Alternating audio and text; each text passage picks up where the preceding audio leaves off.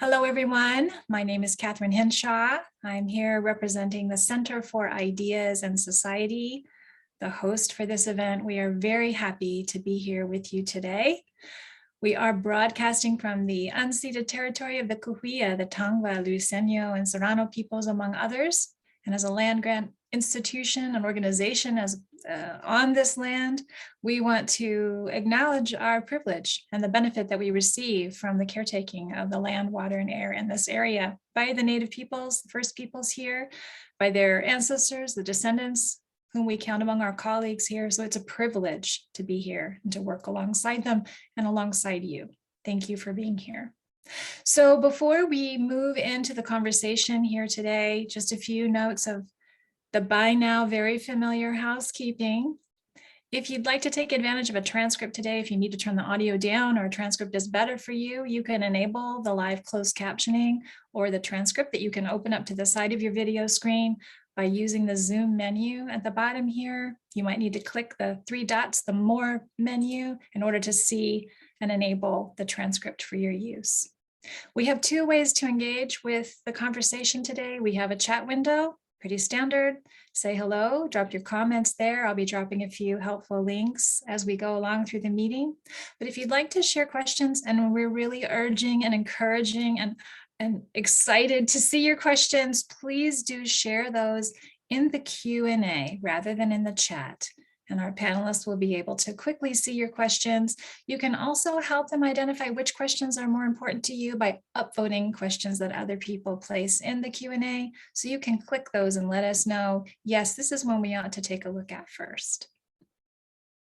All right, without any other intervention on my part, I'll hand this over now to the co-director of the Center for Ideas and Society, Jeanette Kohl. Jeanette, take it away. Thank you so much, Catherine.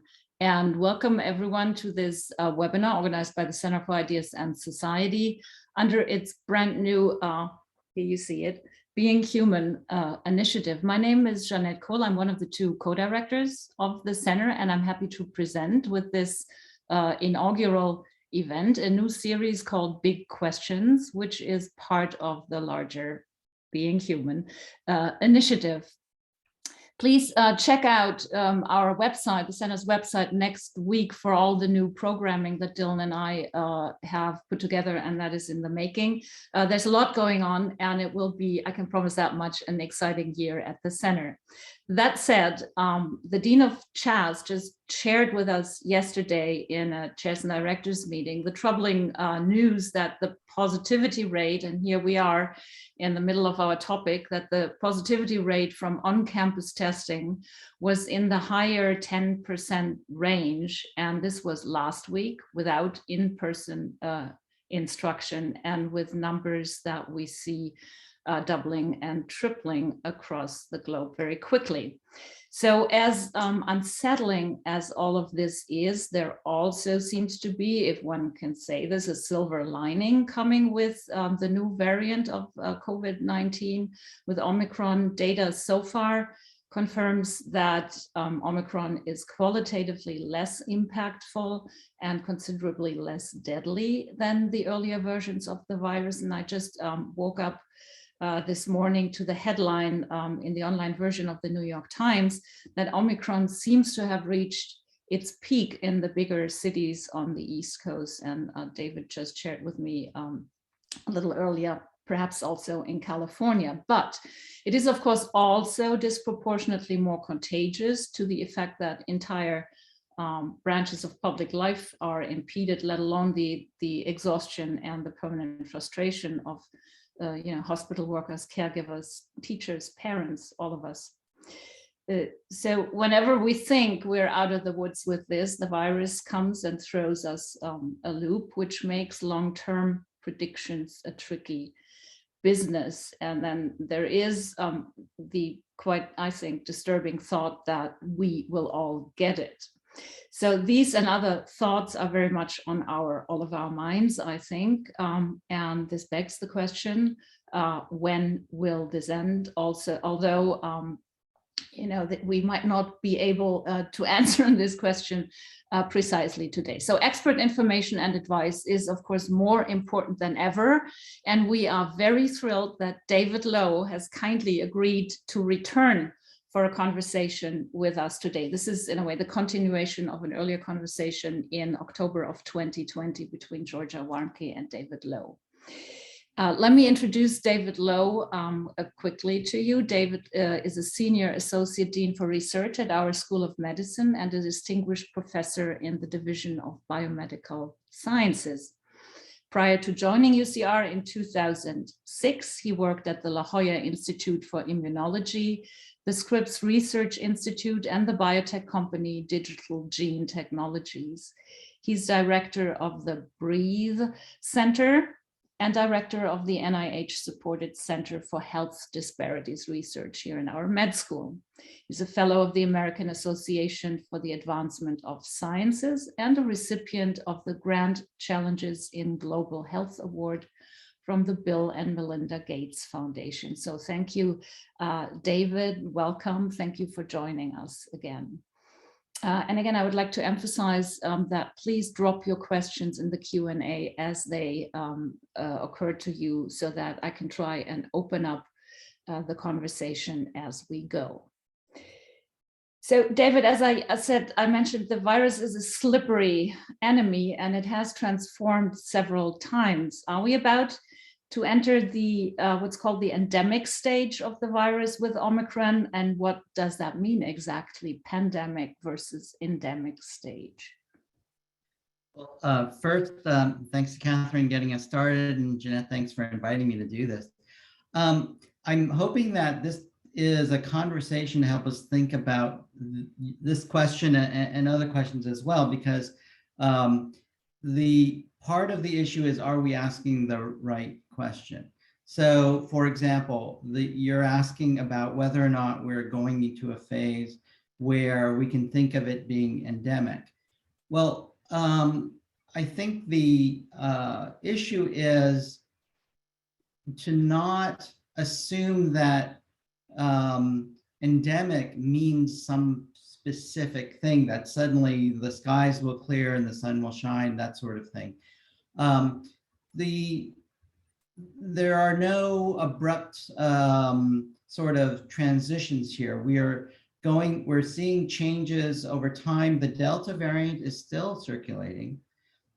People are still being hospitalized and they're still dying.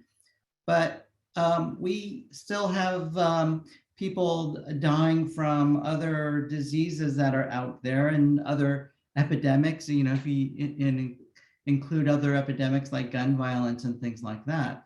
So the move to what we would consider an endemic disease really is more of a question of not deciding that the disease has reached a certain definition or a different biological status. It's more a question of that balance between how society and our community and our healthcare system has reached an equilibrium.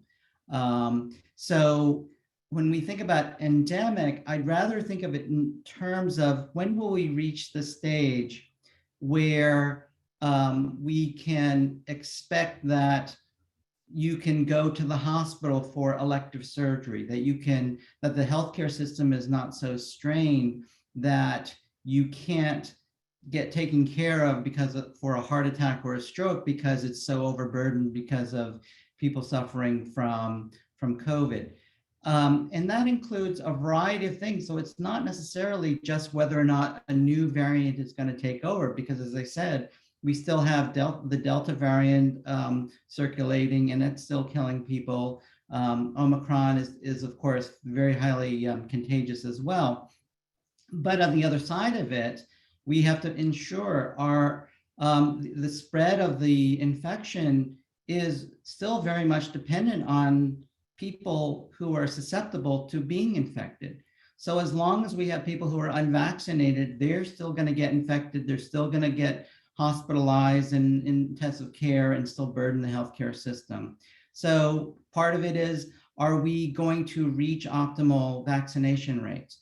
Are we going to now activate enough of our healthcare, drug development system where we now have potential antiviral compounds that are going to help, again, protect lives.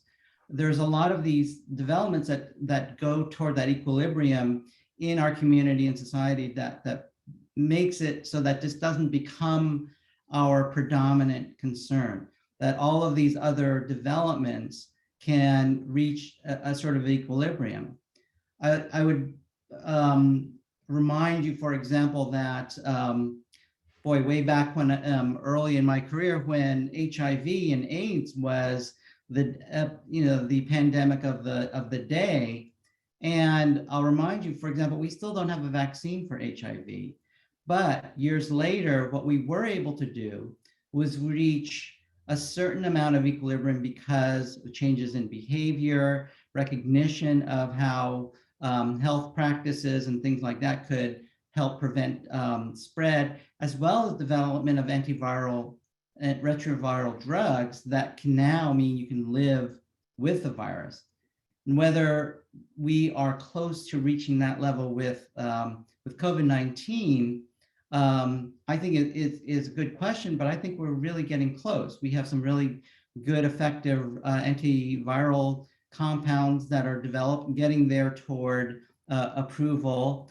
And so that people who get infected may have the hope of being able to be treated in a way that is not going to risk or require serious hospitalization or risk of death.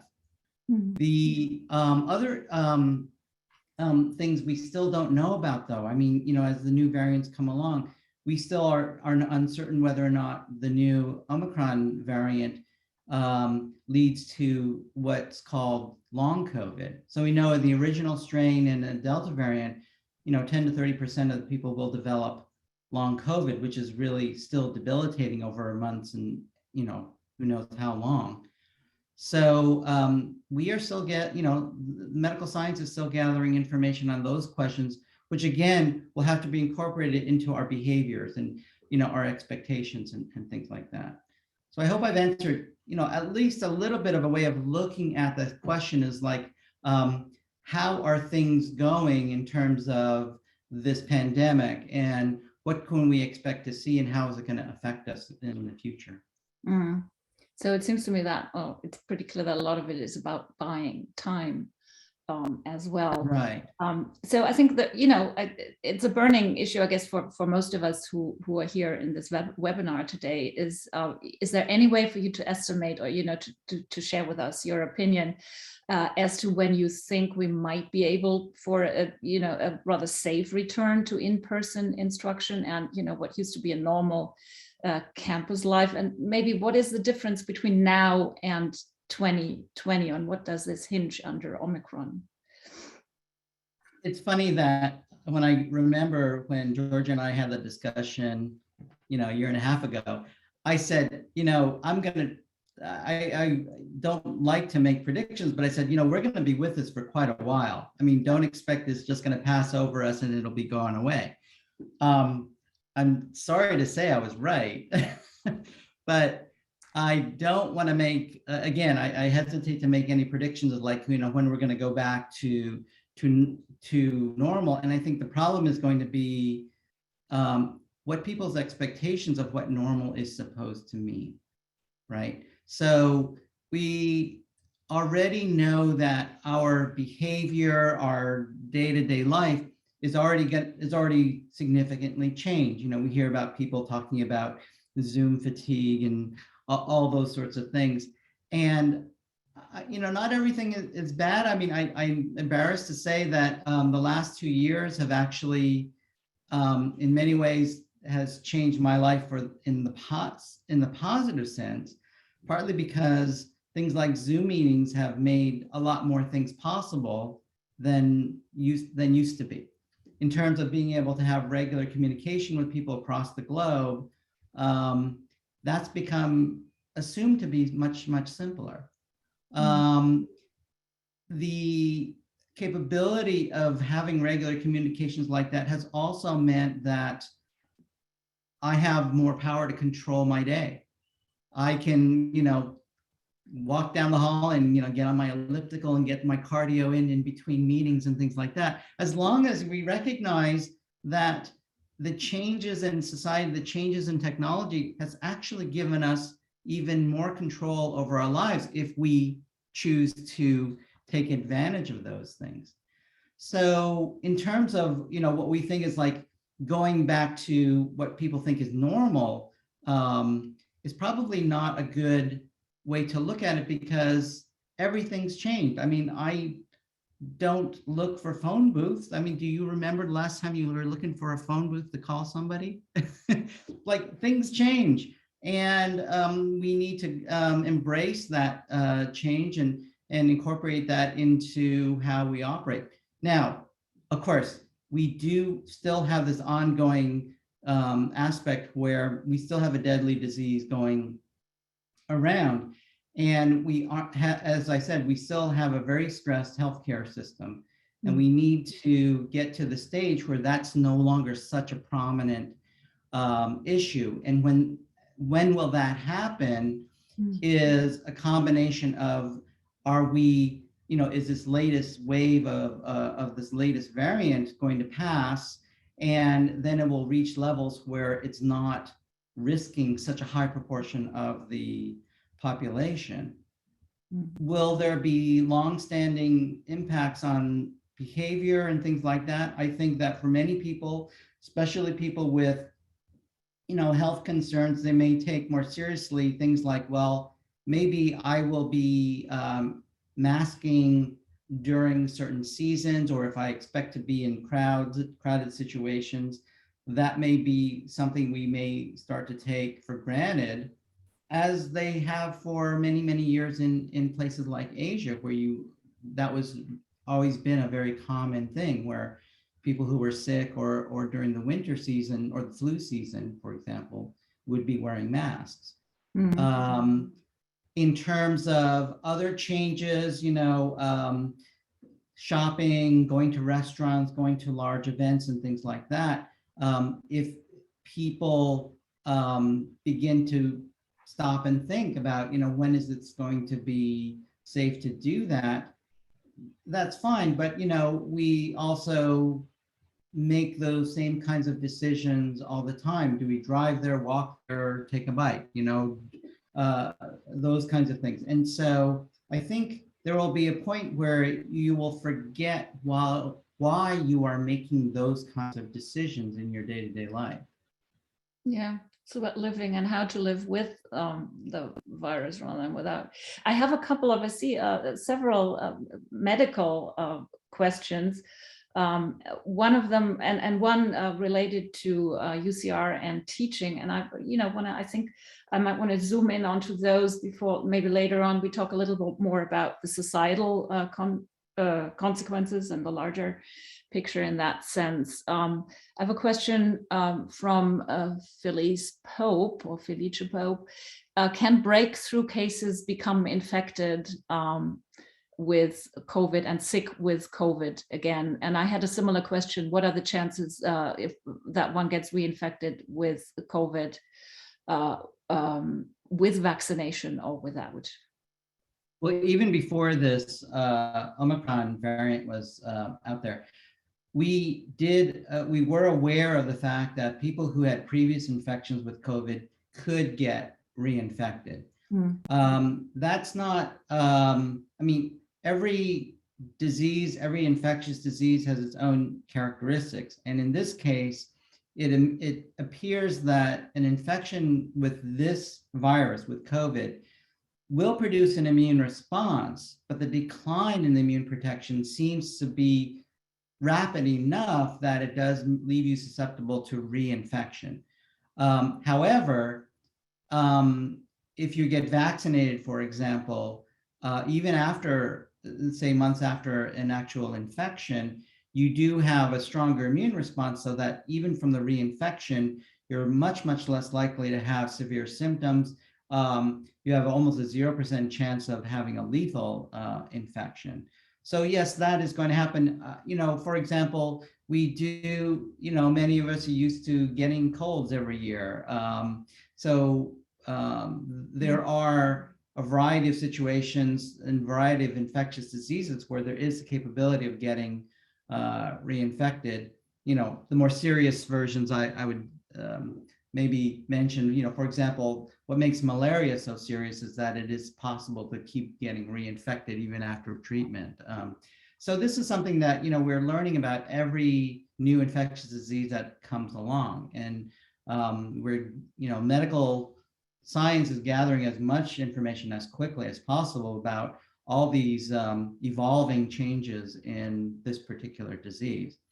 And so our latest information is that, yes, it is possible to get infected, but it is also clear how valuable and important it is to get vaccinated, whether you've been infected or not. Thank you. A very pressing issue here seems to be, it's been upvoted. In your opinion, should UCR keep the winter quarter online, considering how contagious Omicron has been since November? I think that we want to monitor very closely. I mean, that's why testing is so important. So we do want to get some assessment of how much it's spreading. And, we do have this concern that in the community, even if we're requiring vaccination for people who come to campus, you still have to go out into the community to go shopping or things like that.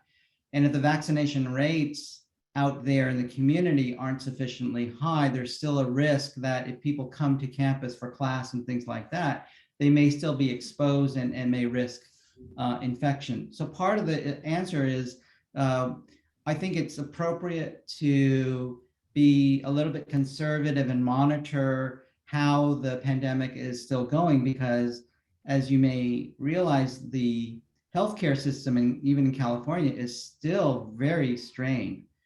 And until we get over that period, I think it's still prudent to monitor and at least try to do as much as possible online rather than in person.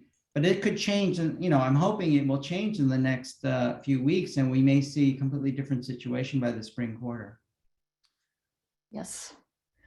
I have a question from Perilink. Omicron is more contagious but less lethal than Alpha and Delta. Could a new variant, now unseen, I think it was just deleted. So could there be a new variant, if I remember this properly, that is both very contagious and very lethal? There is certainly the possibility that new variants can come along that are both contagious and more lethal, and also, for example, potentially able to evade vaccination as the vaccines are right now. So we can't predict for sure, but that is certainly a possibility. We already do know that there are new variants that have been detected in places around the world.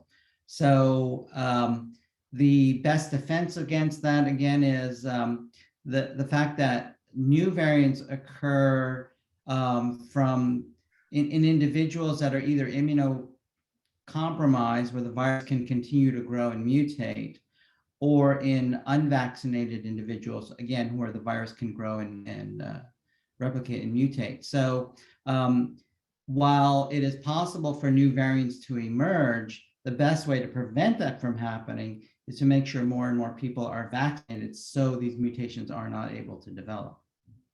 Yeah, societal solidarity. I do have a question again about the endemic issue by David Pye in Berlin. Does endemic also mean we will have to live with COVID but be safe so long as we get annual booster shots?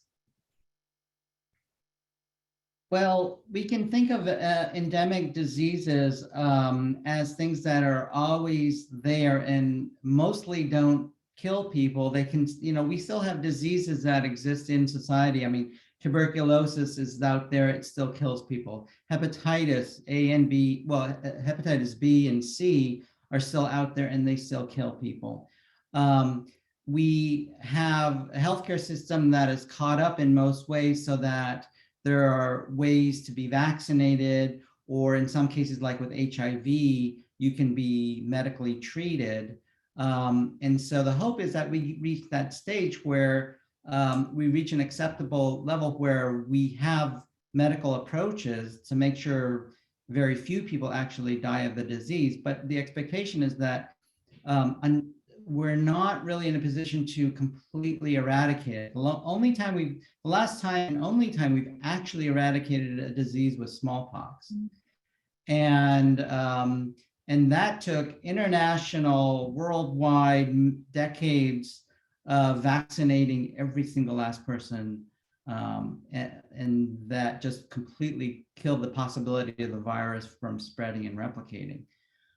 Even though we've made really good progress with polio, we still have not yet eliminated polio. It's still a couple of places where it continues to circulate. So in that sense, polio too can be considered like an endemic disease. But again, for the reasons I said earlier, I think I would put less attention to that question. Is like more of the question is like, how do we focus less on the disease, but how medical science and society addresses all the behavioral and structural things to ensure that it's less of a threat.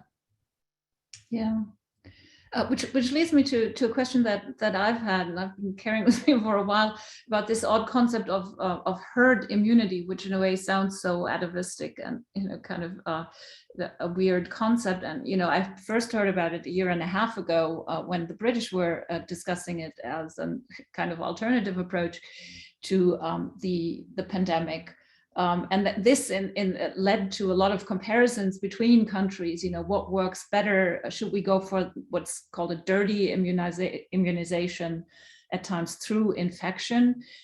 Can you talk a little bit about this idea of herd immunity? Because recently the British seem to be ahead of the trend again. So I'm interested in learning a bit more about this. Well, herd immunity is something that came up, but people have had different ways of understanding it. So there are actually, I would say there are two ways of thinking about herd immunity. One is that in general, biological terms, herd immunity means that there are enough individuals that have an immune response so that if a new infection comes into that community, it won't spread and it won't put at risk the people who are, say, immunocompromised or susceptible to lethal disease, like chemotherapy patients, things like that. Unfortunately, the most efficient way to develop that kind of herd immunity is by having, 90 to 100% vaccination.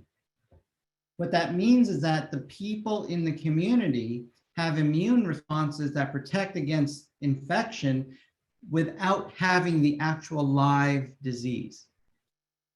And so that's really important because other people are thinking of herd immunity as like, let's just let the disease sweep through the community and then we'll have herd immunity. Well, unfortunately, that only is acceptable if you're willing to let, say 5% of your population die. And it also means that you don't have a sterile kind of herd immunity because there's still live disease around. So somebody who has, say, cancer or some kind of immunosuppressed condition or comorbidity is still potentially at a risk of encountering the infection and dying from it. So when people think of herd immunity, it's really, really important to distinguish between herd immunity that comes from a society and community-wide commitment to vaccinating everybody. So you have that kind of immune protection versus, I don't know if that's what you meant by dirty herd immunity, but, like letting the people die who, people might assume deserve to die because they were immunosuppressed or had cancer or something like that. I mean, that's really a perverse approach. And, I didn't go to medical school for that. Yeah, no, it was, I got the term from, I think, a German newspaper, dreckige Immunisierung. But anyways, I have another question here about the use of masks. So how well do they actually protect? Does it make a huge difference, for example, outdoors? I mean, indoors, obviously, when you eat in a restaurant, that includes unmasking. But how about masks, being infected while wearing a mask? Can you tell us a little more about that? There's a huge range in what people think counts as a mask. So as a biomedical researcher, I have a respirator that I use that has an N95 filter. Now I actually use that because I'm really, really allergic to mice. And so I have that mask to prevent me from dying from anaphylaxis every time I go into the lab. But the point being is that the level of filtration on these highly efficiency masks is really important and very effective. So not just being allergic, but also infectious agents and things like that. If you ever see these videos or even science fiction shows where people are in these high containment labs where they're all gowned up and masked, those are for a good reason, because those filters really do filter out viruses and bacteria and things like that as well. There are things that people use, like these gaiters that are just basically thin fabric. Those can help in some ways, in terms of, like, if you sneeze, you're less likely to have your spit, hit the person next to you. If you wear surgical masks, they are also effective. Otherwise, we wouldn't have our surgeons wear them when they're, replacing your hip joint and things like that. Those actually are quite effective too, as long as you wear them properly. And, the surgeons are taught to make sure that the mask goes over their nose and it fits snugly and that sort of thing as well. So those really are quite effective. And keep in mind that they're effective in both directions. They're effective for the people who are potentially carrying disease so that they don't spread it to their neighbors, but also for you who might not be infected, so that if you're in a situation where you're in a crowd, if you wear the mask, you're less likely for random aerosols and spit spray and sneezing to inhale into your own system as well. So they really do work. And I think people are going to pay more attention to the quality and efficiency of masks going forward. And I think, the market is, okay, depending on your attitudes or this, the market can be a good thing if it leads to, more fashionable masks, as well as masks that are more efficient and things like that. We may see a lot of really important trends there. Mm-hmm. There is a question from, I'm bad with names, Jan Blacker. What is David's advice for outdoors events now? For example, eating at outdoor tables, hairdressers work outdoors, etc. Is that safe to a degree?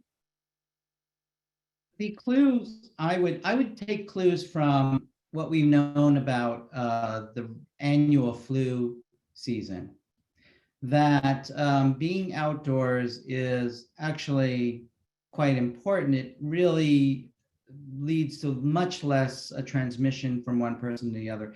The reason flu season is a flu season is because people who have flu, if you're indoors, it's easier to transmit to the next person. If you're outdoors, much less likely. And so in terms of outdoor eating at restaurants, I am a big fan of that.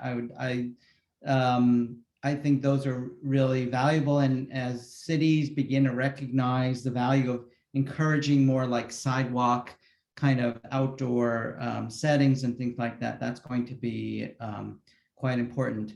I honestly am nervous in a restaurant where you're indoors and you don't necessarily expect high efficiency air filtering or airflow and things like that. And you don't know what the people at the next table are doing, that sort of thing. So just from, again, being prudent and safe and conservative, I'm definitely a big fan of outdoor dining. And other situations where you're indoors, if I go shopping, I wear a mask.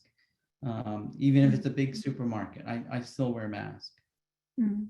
A similar question also, with a I guess, you kind of pragmatic component to it by Stephen Hennigan. If I walk into a vacant room and a contagious person was there, let's say an hour ago, so how long can this virus, survive, still be floating in that room? And the second part, even though I'm fully vaccinated, what if I walk into that room wearing a mask? Can I catch the virus through my eyes if the virus is floating in that room after a while? Well, the answer is very much dependent on things like, how big is the room, how good is the air circulation and air and filtration and things like that. And again, we will begin to see changes where restaurants and stores will begin to pay attention to things like air filtration and circulation. So it will depend a bit on, maybe stores will start to advertise, high efficiency air filter, and you would have a little bit more confidence going into an environment like that. In terms of, catching it from different mechanisms, we, mostly what we know about this, it seems that it's mostly transmitted through inhalation of the virus. Certainly, it's still prudent to wash your hands where possible or avoid touching lots of things. That's why we can be thankful that we all have iPhones instead of phone booths, so that we don't catch whatever the last person was talking to.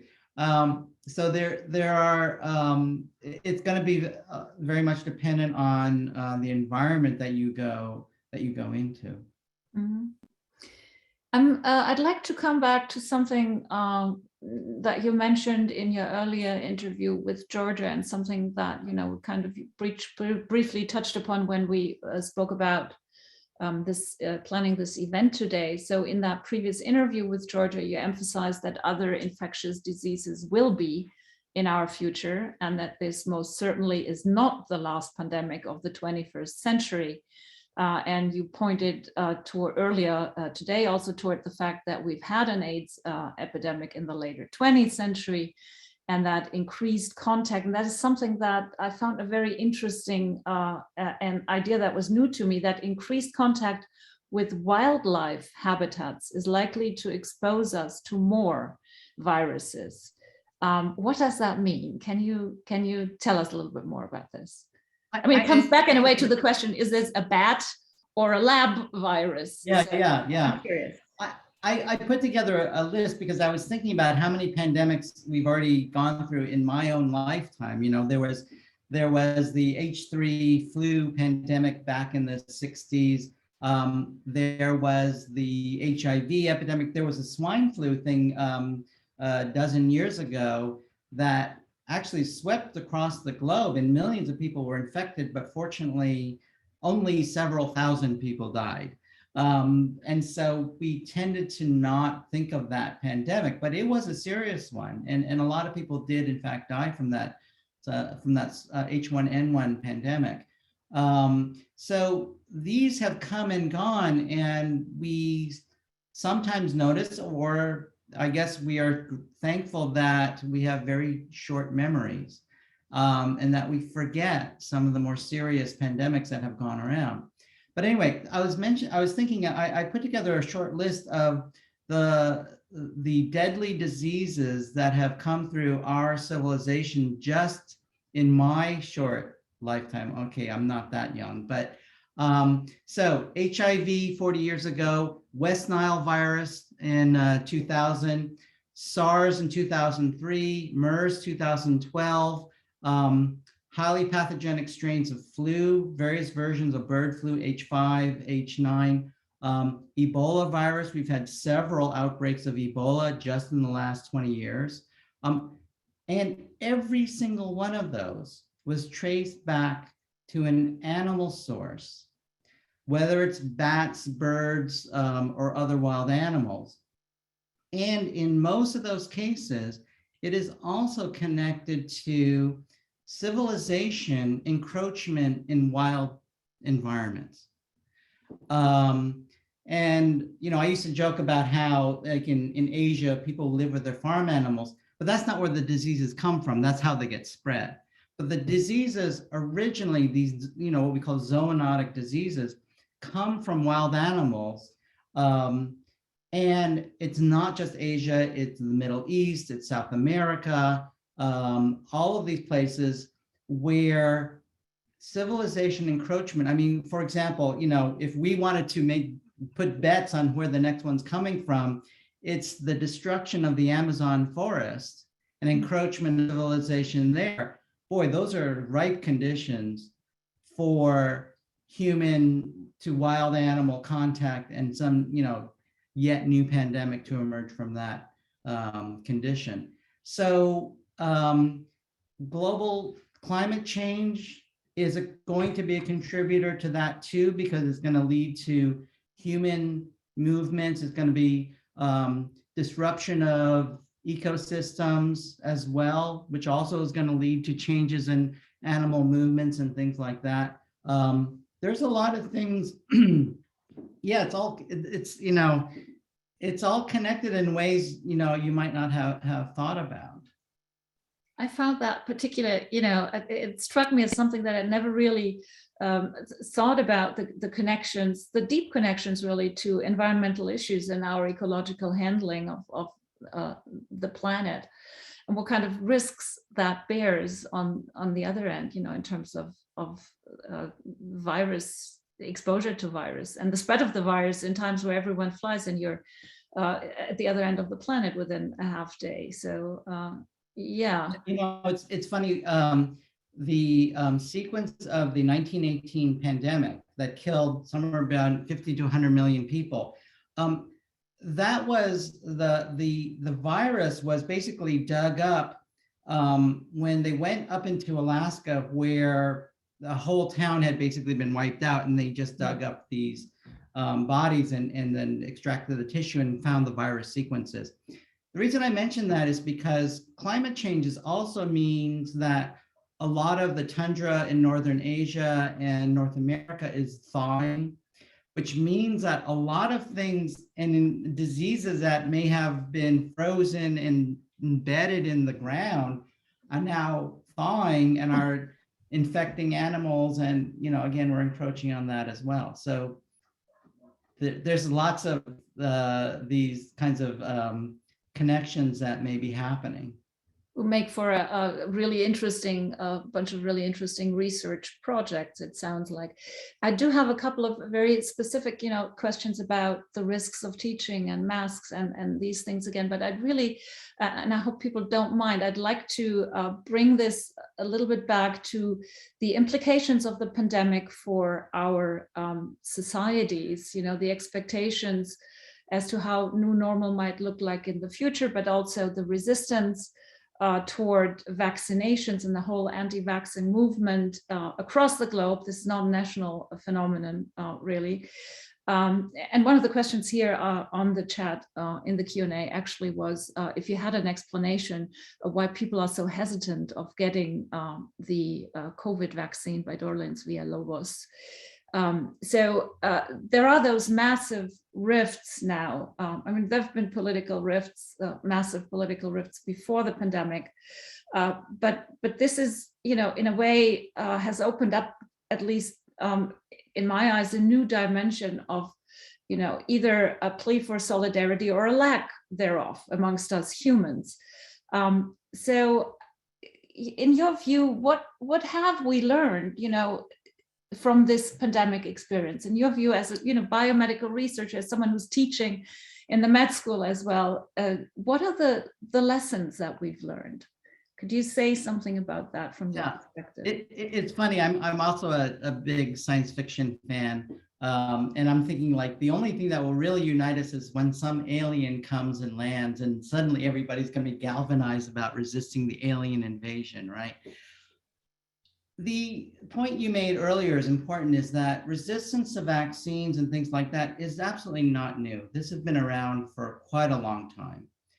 And so the political climate, the various kinds of harms that have been done, especially to minority communities. The reason we have a Center for Health Disparities Research is because there are all these kinds of disparities and inequities, and they actually help feed that kind of suspicion and some of these situations where resistance may come from legitimate concerns. However, they really hurt the capacity for people to come together and agree that we really do need to protect underserved and vulnerable populations.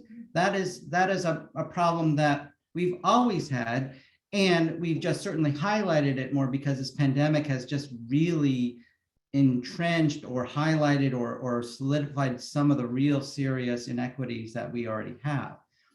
But to the point about, vaccine resistance and things like that, as I said, it's well before that pandemic came along, I would tell you that you go to any drugstore, there's a whole aisle of homeopathic remedies. If there is not a better indication of the whole anti-science sentiment, is something like the fact that there's a multi-billion-dollar industry around the world in homeopathic medicine, because that is absolutely not a medicine. It's just an indication that people are looking to things where they can trust what they think is their own internal, I know this is right, I know this works, beyond all evidence, right? And so that is not a new thing. And I am challenged, racking my brain all the time, how do we address that kind of resistance to scientific evidence? So one of the questions you were asking is what have we learned? I think one of the things we've learned or relearned or continue to learn is that people have a great capacity to not learn about scientific method, scientific evidence, or even just pay attention to the numbers that, people who are vaccinated, almost none of them die or get into the ICU. The ones who are unvaccinated are by far the ones who are in the intensive care units and by far the ones who are dying of this disease. And you only have to look at those numbers to know that the evidence is just staring you in the face that this works and it's important. Another thing, though, I think is actually on a positive side of this is that for quite a lot of people, it's really re-exposed and reinforced to people how valuable and important science actually has been. The fact that we came up with a vaccine in a matter of months, when the 1918 flu pandemic hit, and as I said, killed 50 to 100 million people, they had not even isolated any flu virus for another 16 years after that pandemic occurred, let alone develop a vaccine. So being able to isolate the virus and develop a vaccine within months of identifying the disease is just a remarkable achievement in terms of where science has come. And for many people, that, we should take heart in the fact that not only have we done that, we're now developing the next generation of antiviral drugs that are effective. And the evidence is there that it really protects people from serious disease.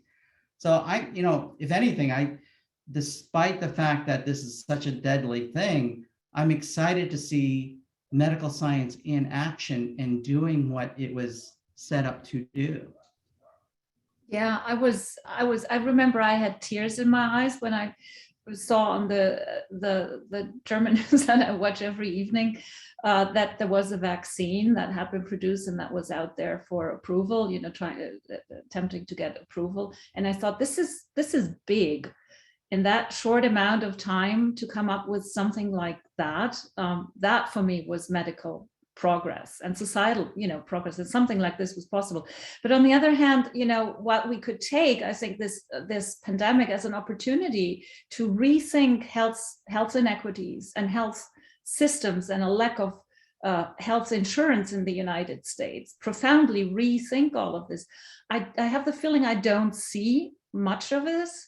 And even after, a year and a half of time that was that has passed between the beginning and now, if not more, there is not more personnel in the ICUs. The situations in the hospital hasn't improved. Politics haven't pushed a lot of money into the hospitals, it seems. Did it happen too fast? I mean, that's a long period of time, a year and a half. So on that level, I don't see progress happening to the degree that I would like to see it happen. Well, actually, I'm more optimistic about that. Changes in legislation a few administrations ago meant that vaccinations were paid for by insurance instead of me paying for it out of pocket. That's a big difference. It used to cost me $25 for my flu shot. Now it costs me $0, right? The fact that now nobody pays for the vaccine, nobody should be paying for their test. People who go to the hospital aren't paying millions of dollars for their care. This will hopefully set up this pattern where we assume that society pays for care because health is a right, not a privilege. And if this really gets people in the mindset of understanding that important principle, then that's actually a really positive thing. Mm-hmm. I wanted to read one more question that I think actually Catherine had earlier sent us earlier. When we consider, because I think it's an important one, when we consider life post-pandemic, it makes sense that we may learn to accommodate the impacts of the virus with vaccines and antiviral medicines and carry on as usual with activities. However, immunocompromised individuals who cannot be vaccinated or for whom the vaccine does not provide adequate protection do not seem to be able to look forward to that same kind of post-pandemic future or normal, however you want to call it.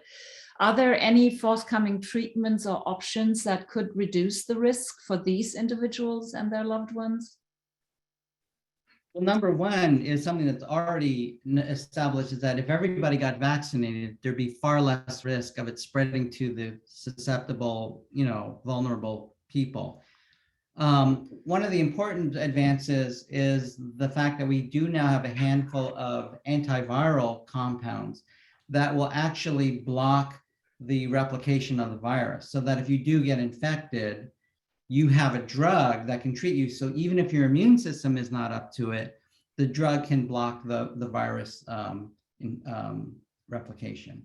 So there are advances there. We also know that some of the drugs to suppress inflammatory responses, for example, can also help, also help protect you as you go through the course of an infection.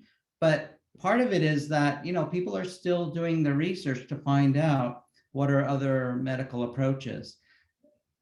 Some of the things that had been tried with varying degrees of success are like these monoclonal antibodies.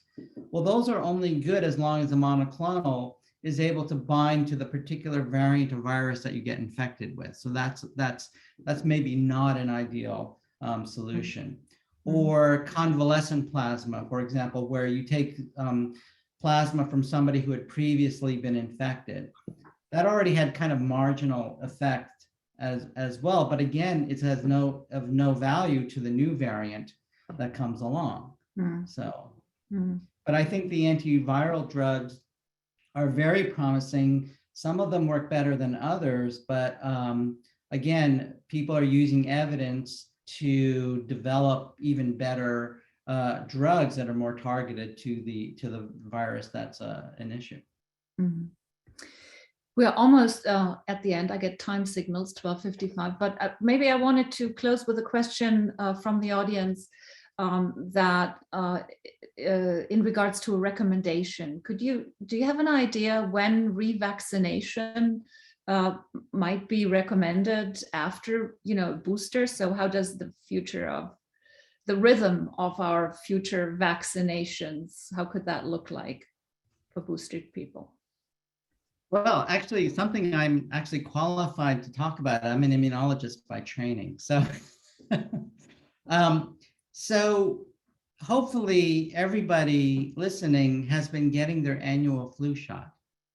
And I'm expecting a day when we already know there are clinical trials out there where they're taking the new formulations of the COVID vaccine and combining it with a new version of the flu vaccine. So I would say that, get your tetanus booster every 10 years as you're supposed to, get your shingles vaccine, get your pneumovax, pneumonia vaccine, things like that. And every year get your combo flu COVID shot, right? So I think that is, why civilization exists, is to take science and apply it to improving the health of our society. And we should accept this as part of how we continuously improve our condition. Yes, so I thank you, David. Do you have anything you'd like to add from your end as to recommendations for folks out there? There's still, there seems to be a lot of insecurity of coming back teaching in the classroom, which is of course an issue in our line of work. Maybe any final recommendations for that? I don't think we have air filtration systems or things like that in our classrooms. So how can we be safe? It's funny, the safest place in terms of airflow and filtering is in the animal colony. but I think I mentioned this indirectly, is that the plus side of the pandemic is that it's made people pay more attention to medical science and the fact that science is there to serve to improve the health of the community. And if we kind of not forget how important that was, that it could have been a lot worse if it weren't for the investment made in research and medical science and things like that.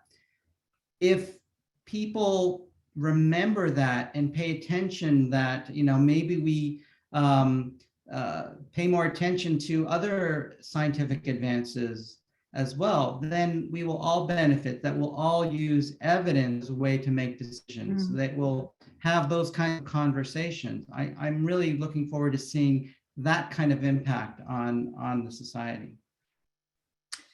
Thank you so much, David. I'm glad that we can bring today's webinar to a close on a positive note from you. I want to quote one of the remarks in the Q&A from Jan Blacker. Great answers, David. You're bringing clarity without fear. I think that that's exactly how I feel about this. I also wanted to thank everyone for joining us. And as Catherine noted in the chat, we have noted all your questions. And David, are you okay if we'll ask you to follow up with replies to the questions that we were not being able to? Yeah, absolutely. Mostly you should be able to know how to find me, by email or something like that. So I'm always happy to respond to specific questions. Great. And with that, thank you again, David. Thank you. Thanks to all of you for joining us. And what remains to say is stay safe and stay positive, I think. Yeah, thanks. Good discussion.